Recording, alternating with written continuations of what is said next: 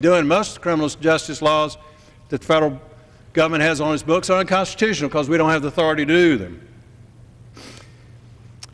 To establish post offices and post roads. Post roads during the founders' time were the highway system, so we do have constitutional authority for federal roads. To promote the progress of science and useful arts by securing for limited times to the authors and inventors the exclusive right to the respective writings and discoveries. That means patent law, so we have constitutional authority for patents. To constitute tribunals inferior to the Supreme Court. Folks, there's only one federal court that's established in this document, and that's U.S. Supreme Court. Every single federal court, every single federal judge serves at the pleasure of the Congress. We need to start putting checks on these dudes and ladies around this country who've actually broken their oath of office when they swear to uphold the Constitution. In fact, every one of us, when we're sworn in, every Congress, swear to uphold the Constitution against enemies, both foreign and domestic.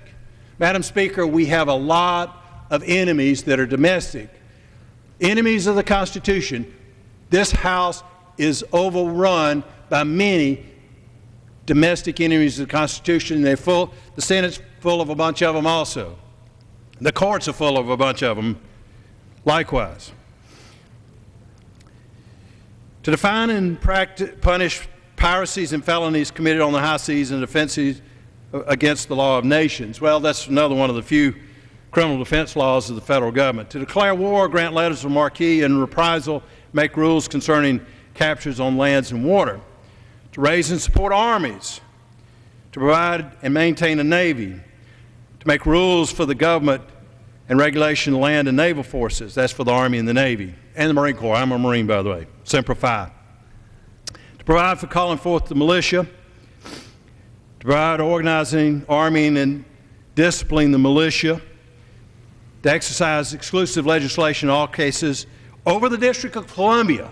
So when the District of Columbia decides that they want to have homosexual marriage recognized in the District of Columbia, we in Congress are supposed to tell them no. In fact, I've got a House resolution that says that. To make laws which should be necessary and proper for carrying into execution the foregoing powers. That's it, folks. That's it. The 18 things that we have the authority here in Congress to pass laws about.